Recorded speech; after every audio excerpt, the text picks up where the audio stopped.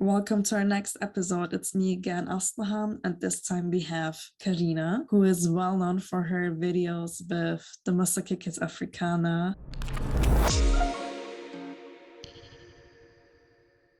So my name is Karina. A lot of people know me like Karina Palma or Karina Palmira because of my hair. Like Palma means a palm tree in Russian. So that was like because of my hair, my ponytail was always like here, like a palm tree, the big one. So they just called me like Palma. I am from Tatarstan. I currently live in Dubai for 7 years now. I enjoy it a lot. And my journey started a long time ago. My whole life I've been dancing. I've been dancing longer than I've been walking, I think. And my mom was a choreographer, so I basically grew up in a dance studio, in a dance class. There was always a ballet class. There was always some traditional dance classes, and I was doing that until I was like 18. Then I shifted my focus to more of street styles, more free things like hip hop, house, walking, voguing, whatever, all the styles, dance hall. And it was dance hall the one that really like caught my attention a lot, and I really felt it and I really loved it. And I took a lot of workshops. I studied a lot in dance hall. I was in Raga Jam Team Russia. And then I moved to Dubai. That was in 2014.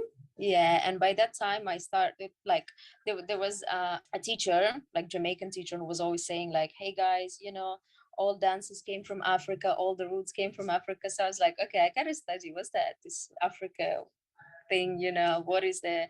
And it wasn't really like trendy that time, not like now is big. Before it was like no one was African dance. Yeah. They used to call it different names, Afrobeats, I don't know what, Afrofusion, so many different names for African dance. And then I started digging into it, looking for more information, trying to look for dancers in Dubai who are actually Africans so I can practice with them, a little bit here and there.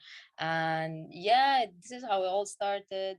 And then I met my guys here in Dubai.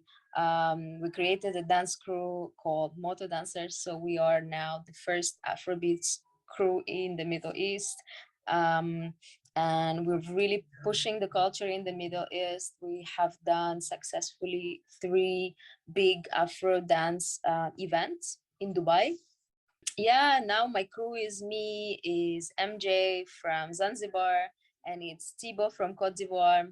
We're bringing a lot of influential and good Afro teachers and instructors who are going to teach workshops in Dubai, who are going to judge the Afro battle in Dubai. So usually when the event happens, it's not only for Dubai or not even just UAE. There's so many people coming, like from other countries, Saudi Arabia, Oman, Kuwaitis a lot. There are people from Egypt, from India, from Morocco. So like so many, they're all coming just for an event. Like even if it's just a weekend, they all come because it's like one of a kind and it's a very unique event that no one else does in the Middle East. I mean, Afro dances are huge right now. Why do you think it's popular? Because it makes everyone happy. That's what I think. I have a friend and she's a hip hop dancer. And she comes to, whenever she used to come for my classes, she's like, Karina, your classes are just like a party. Like you go to a party. Because it's so fun. And because it's different from other styles. The reason is different. It's also when we travel, we usually say that Afro dance start with a feeling and not with a technique. Technique is important, but in Afro dance, feeling is first. Because to be able to learn about the culture, you need to know what was the reason that those people started to dance. They don't dance for no reason. Like it's not just, oh, I come in a dance class and I'm learning a dance step. No one does this in Africa, literally. Like I don't know. I've traveled a lot in Africa. I've never seen anyone dancing just to move. I'm moving to move. No, there's something inside of you that makes you move. You're sad, you're like, they have very deep connection with their bodies. Yeah, so the feeling of your own body is so deep that it actually means a lot to them. Like dance is a ritual, or dance as a, I don't know, letting you out the fear of something. I don't know, you're going into ritual, you know, you're going through pain, or they're just connecting with each other, or I want to attract my future wife or a husband, you know, like there's always a reason.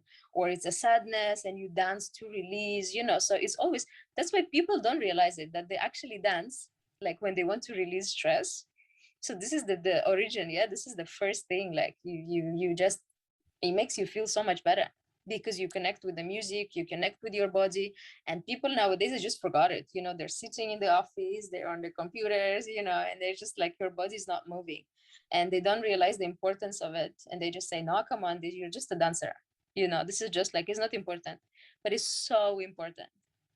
To Yeah, that's why, express like, yourself yeah, and yeah, it's so important. In this particular kind of dance, feeling comes first, any other movement or technique comes second. So this is what we teach a lot in our workshops. Like, this is what we explain to the guys, like, you have to go with the feeling and the facial expressions and everything, you know. That's why, and I think that's why people love it a lot, you know. And even sometimes it's like, it's hard also because you're trying to teach, and me as a person who's not originally coming from Africa, I need to make sure that I teach the right thing. So I need to get the right knowledge. But sometimes you go to one person and you say, hey dude, how do you do this move? And he's like, yeah, in my village we do it like this. And then you go to another person and he says, in my village we do it like this. So, and you're like, what? how do you take the responsibility to give Afro classes? I assume it must be hard or you feel pressure. Like, do some people judge you, or maybe in the opposite, maybe they even admire you? I think um, dancing world is different from the rest of the world. Yeah, so there are two perspectives. There's a perspective of a dancer and people who know what dancing is and what dancer's life is and how it works. There's one thing of understanding those people, and there's another thing of people who are just normal people, and they see on social media what they see nowadays, you know, when they just assuming things and whatever, you know. So they're two different things. When you go into dancing world, it doesn't matter on where you come from, what's your color, what's your religion, what's your gender. What matters is how you dance and how good you are. Like, I can see with my eyes, you know, there's nothing you can tell me else, you know, like there's nothing else you can tell me. Oh, I'm this, I'm that. No, I don't care. Don't tell me anything. Just dance. And I will look at you and I will see you're good or you're not good. If you're teaching, I come for your class and I can tell you're a good teacher or you're not a good teacher. Good teacher, good dancer, completely two different things. Good choreographer, another thing. Yeah. So there's so many different things. If your students are good in the end, you are a good teacher, right? And it doesn't matter where you come from. Even if you're from Africa, not all Africa is a stereotype. Not all African people can dance. They all have a rhythm because of their culture, because they grow up listening to the music, because they grow up having traditional dances. But it doesn't mean that they all can teach. Sometimes they cannot explain. Sometimes they don't know how to count, because we are pushing them with our knowledge of countings. We're pushing them. Okay, you have to count. No, they don't have to count. You know, it's their dance. There were a lot of conversations with African dance teachers who are from Africa, um, agreeing with these things. Yeah, if you're a good teacher, you can be white, you can be Asian, anything. Yeah, just be a good teacher. Just do your job. I don't care where you're from. You know, so if you're teaching good, you're teaching good. That's it. And the other thing is how people are seeing you from the social media, from their perspective. Yeah. And people don't know me. Sometimes when they judge, I'm like, you know, okay, you don't know me. You don't know what I do. You know, my social media is not my whole life. And I think the most important thing for me, um, aside from, of course, having a right knowledge, it's acknowledging the history, acknowledging the and mentioning the creators, because I'm not one of them. I haven't created any African dance, and I shouldn't, clearly. And the most important thing is giving back to the community. you know, which includes acknowledgement and also includes whatever you can do, whatever it's in your opinion is giving back to the community. Yeah, because clearly if you are benefiting from it, you have to give back. So this is the idea, right? Yeah, so I try my best, I do what I can, you know, but again, it's between me and other people. I don't post any charities on social media. People see me dancing with kids. All I want to promote is kids talent. All I want is for them to have a better life by but at the same time, I don't want that just you know, you just send the money to the kids and they're good. But it's not really how it works. I prefer to give them a platform so they can earn their own money, and then I can move on and help someone else. You know what I mean? I Yeah. cannot help a lot of kids, but I can give platform to a lot of kids to help themselves so So they they get can. So independent. exactly.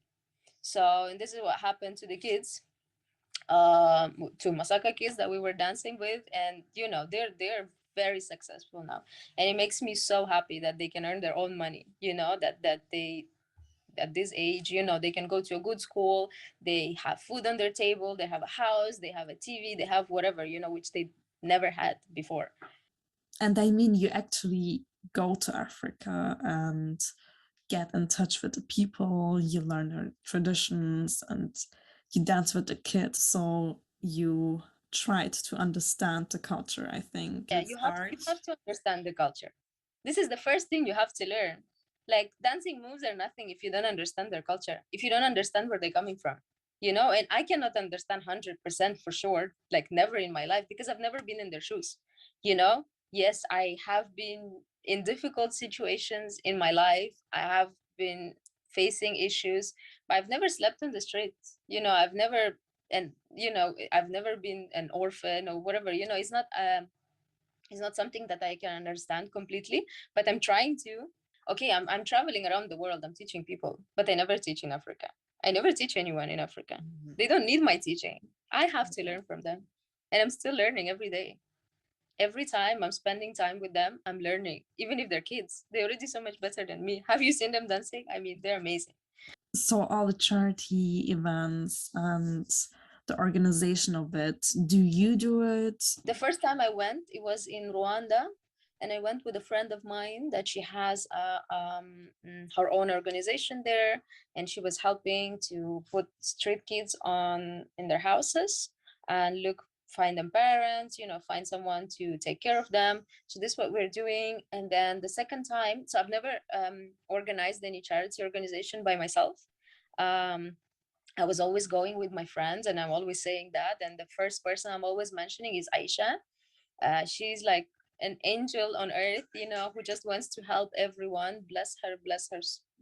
Like really, I'm She's just so great. she's an amazing person. So I always mention her, and she was the one who found Masaka Kids. She was the one who contacted them and went there first. And then on her second, I think, or third trip, she just said, Karina, come with me.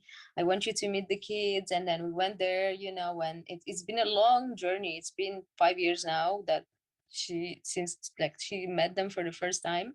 And yeah, so we went there and I was just helping what I could, but she was the one organizing all of this. You know, what she does is when we go, because the kids are fine now, right? Alhamdulillah, they're very good now. So what she does is she takes the kids with her to the village so they can help other kids, you know, so they understand. So they don't think, oh, now we're good, you know, we don't care. No, they do care about their community. They do go to other schools and they see that, you know, they could have been on their place. They were just got lucky, right? Yeah, with God blessing, they got happy, they're lucky, and now they're going into a better school, but they were just like other kids. So there's so many other kids that still need help. And yeah, they're just representing them basically. And that's the reason they never show their fancy clothes in the videos. And you know, people are saying, oh, come on, you've been getting money, like why are you still dancing in these old clothes? No, they represent their community. They want to show the world how the kids are. It's not like some poor clothes. No, it's the village clothes. Kids are going barefoot in the village. It's very normal because it's sand. You go barefoot on the sand. It's very normal. If you've been to African village, you would know. It's very normal. It's not something to be ashamed of. It's not something to show the poverty or make people bad about you. No, it's what they are. It's what makes them unique, because they represent their people. They represent so many other thousands of kids who are just like them. Every day they go to school, they study hard. To be honest, in Uganda, school is not a joke. They start like at 6 in the morning and they finish at like 9 in the evening. I was like, what are you doing all these hours at school? It's crazy. And some of them even sleep at school. Like they have like a boarding school where they sleep. So they actually study so much. Mashallah, they speak very good English, like it's not even their language. Even the little kids, they speak English and they have their own first language. Like first language is Luganda, and then they speak English on top of that, which is great. So they're very well educated. And yeah, whenever they come home, they just practice. They know that this is their thing. They have to do it for the community. So yeah, they just go and they practice. Even if they're tired, they're, whatever, they need to sleep, they go and they practice every single day on their dance moves. So it takes time, it takes hard work, even if they're kids. I mean, we've done so many shows in when you saw us in Turkey. Sometimes they were cold, they're changing costumes, you can see they're getting tired dancing a show for 20 minutes. It's a lot. So yeah, they are Even adults professionals. They're can't. more professionals than some adult professional dancers.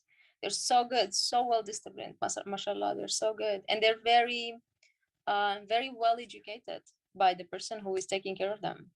They always share, if I bring one candy, they will split it into 20 pieces and they will share between each Oh. other. That's why I love it, because they don't fake it.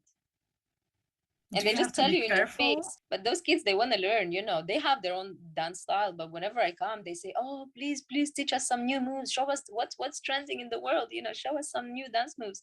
So I was teaching them some dance hall moves. I'm not teaching them their thing. I'm teaching them something else. There's so many other styles in the world. Every African country has hundreds of different dance styles.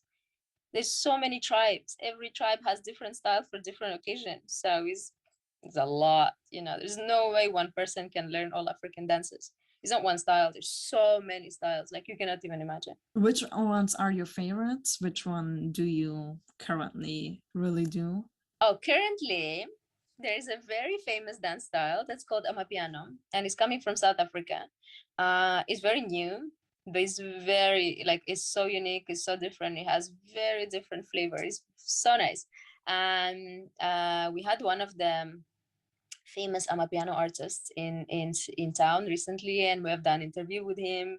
We've danced with him. His name is Focalistic. The interview is coming soon on my page. Aside from that, I'd say Coupé de Calais, the style from Cote d'Ivoire. The reason it's my favorite because I find it the most challenging. It's so fast. It's like I have to practice forever, to get it. That's why I like it. And also, I like a lot of traditional styles like Sabar from Senegal. There's so many different. Where do you get all the information? I go there. I actually go there. I think you have to go and put yourself in the culture. I've been to Cameroon this year in January. I've done a opening. We've done with my team. We've done an opening ceremony and closing ceremony for the Football Cup in Africa twice. Actually, we've done one in Egypt in 2019, and now in 2021, this year, basically it was in January, there was a football cup happening in Cameroon, and we went there and we worked with a amazing local dancers. And then this one I discovered another actually beautiful style. It's called Mbole. Is a style from Cameroon that is not so famous but so nice. Like it's amazing. So I love it. Yeah. And then I went to Moscow after that with my crew. We were practicing in Cameroon. Then we went to Moscow and we were teaching guys there. And they're like, whoa, what is this? So this is the idea, that you actually spread it, you actually promote it. I'm not claiming it's that is mine. Even my guys like who are dancing with me, they're not from Cameroon, you know, but we can actually take the right knowledge from the founders, from the origins, and spread it. I mean, this is the thing that I'm saying. Like, there's always something like that you don't know. In African dance, is so the deeper you go, the more you're like, damn, there's so much more that I need to learn, you know. So it's never stopping process, but it's also very inspiring to travel and to meet new people and to see new cultures. This is what's inspiring the most, because clearly in the UAE we are the first ones. It's good to be the first, but then you have no competition, you have no one to learn from, you have, you know, no one to challenge you. And it is also a kind of a challenge, because then you need to grow by yourself, you need to get inspiration, you need to keep staying inspired, you know. So that's why we travel a lot, because we want to learn, we want to grow, and we want to be up to date. We want to make sure we're teaching the right thing, you know, we're spreading the right thing. So yeah. Is there a difference between the countries you traveled to when you teach and have a class? So different. We've been to India, for example. The dancers are amazing and they're so hungry for knowledge. They're coming with their notebooks and they're asking you questions and they write down the answers, you know, like they want to, like, they're so precise, they want to learn. I don't know, we were teaching in Egypt, the vibes were like crazy. Even like no one knows Afrodance. They just come there and they want to, you know, have fun, and they want to dance. And yeah, we were in Russia this year in March. We were there in 2018, and it was like sold out classes. Another one, because Russian dancers are very strong. They want a challenge. Like this, these are the people who want to be challenged, you know. We went to Paris, we went to Amsterdam few times. Amsterdam have very good dancers, and their styles are very depending on the country as well. So because in like France, you have more people from French speaking countries, which is like Congo, Cote d'Ivoire, you know. So they kind of more into that style. They more into like Ndombolo and stuff. In Amsterdam, for example, you have a lot of Kuduro and Afro house dancers, because they came like from Angola, from Suriname, so like, you know, so it really depends. What would you recommend for people who are not on the culture at all, who don't know anything, but they're interested in Afro dances? How should they get in touch with Afro dance? First of all, for me personally, I don't see any reason why one person shouldn't be dancing whatever he wants to dance, because it's just a dance, right? But then if you want to take it more serious, if you want to grow in it, well, the first thing you should do is to know where it's coming from, is to, you know, learn about the culture, about the history. It's a state of mind as well. It's not just a physical movement, you know, it's connection of your mind and your body. That's what dance is. It's not just physical movement. So once you connect it together, once you have the right knowledge, the right, you know, idea about this certain type of dance in your mind, then it comes out correct, you know. And if you have enough knowledge, for example, it's very easy. Yeah. For example, if I hear coupé décalé music, right? Or let's say I hear ndombolo music, and I have enough knowledge about this dance style, I'm not gonna put there hip hop. I'm not gonna put there house dance. I'm not, you know what I mean? I'm not gonna even put like coupé décalé move dance moves inside the ndombolo music when I dance, because I have enough knowledge. I might put a couple of moves just for fun, you know, but then I have enough vocabulary to use it within one style. But when you just mix match everything, it's like, you know, that your knowledge is very like shallow. You know what I mean? So yeah, you don't really like need to mix. You can mix it. There's nothing wrong with it. You call it Afrofusion, but then you can just be, you can have enough vocabulary within one style, you know. Yeah, I think is always, you just have to stay positive. There will be always, the further you go, the more people will be talking about you, the more people will be judging you. So yeah. Is it easy to get into the African countries, and how is their reaction if you go there and say, hey, I want to learn something from you as a white person? I appreciate it. I mean, from my experience, I don't know how other people, I don't know what other people are saying or thinking. Like, whenever I go there, I feel so welcomed. I feel amazing. That's why I keep going, because people are just like, they're open, they're just so happy. And they say, thanks for for loving my culture, thanks for promoting my culture. People from Uganda appreciate me so much, and I love them because they're so nice. They always say like, oh, Karina, we love you, thank you so much for trying our dance, for learning about our culture. I would be happy if someone would be learning about Tatar culture. No one knows anything about my culture. People don't know anything. I would be so happy. Let someone do it. So yeah, they're so open. So Yeah, and they're if it's positive. not, it's also about your intention. If your intention to come, steal a couple of moves and then use it for your own profit, then maybe, yeah, it's wrong, you shouldn't do it. But then if you're going and you want to give something in exchange, you want to, put effort to learn about their culture, then yes, of course, it's good. So, lastly, we would like to get your message to the people who are watching and maybe following you. What do you want to say? I want people to follow Academy of Mami Aisha. She has a new academy in Zanzibar where she supports orphan kids and she supports families who needs help. If you're not just looking for going fun and taking some nice videos, then don't do it. But if you want to really make a difference and help someone, and you don't have to be rich, you know you can just share whatever you have, and it's already a big help. It makes a difference. Anything makes a difference, even small thing. So yeah, you can just follow them. It's called Mami Aisha Academy, and you can support them if you want, with anything, with things, with clothes, with money, with maybe even joining the volunteering group. They're building walls, they're building schools, nurseries, they're doing so many things to help the community. Be kind with each other, especially at these hard times, because people are going through different stuff. You never know who is going through what. You never know anyone's background.